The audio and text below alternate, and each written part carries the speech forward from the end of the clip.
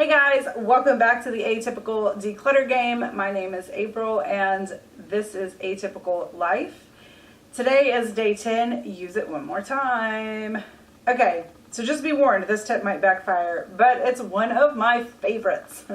So I have mentioned before that I take pleasure in enjoying the things in my house. This is a way for me to do that with an eye towards decluttering. So an example of this is right now my son and I are reading through his books. We aren't done, but as we've gone through, we're sorting them into keep, maybe let go piles. So far, it looks like we're probably even get rid of about a third of them.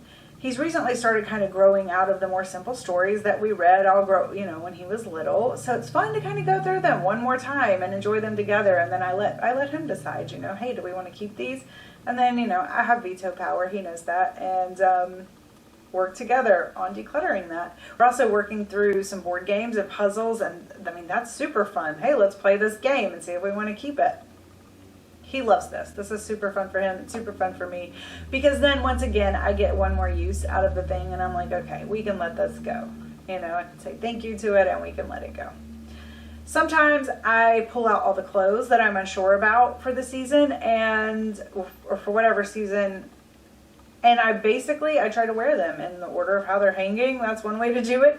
If I can't force myself to wear it or I don't enjoy it when I do wear it, I am okay to let it go. It feels good to me at that point. So you get the point. Another example would be if you have a hobby that you've been putting off, try to set aside an hour sometime during the week or even in a month and just do the hobby, commit to doing the hobby and see if it feels the same. Or if it just can't happen, you keep trying to schedule it in and it keeps not happening, you might realize, I just don't have time for this right now. And the thing is, sometimes it does feel really good. Sometimes you do realize that you've stopped reading something that you really enjoyed and you can put it back in your routine and you can put it back on your shelf and you can put it back in your closet, and that's cool too.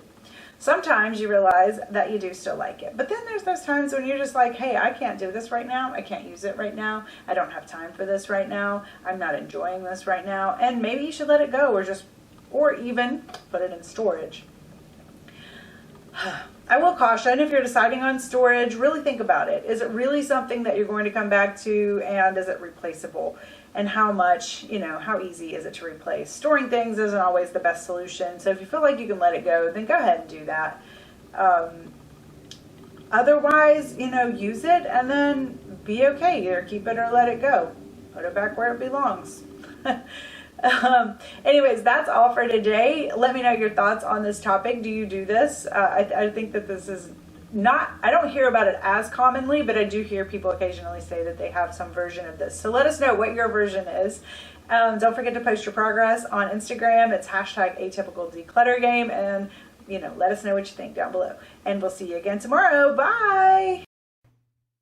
So most importantly, we did keep the cat. She loves to be involved in family activities.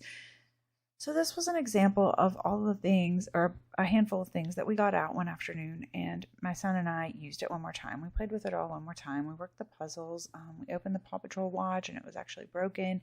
He turned on his little toys that I haven't played with him forever.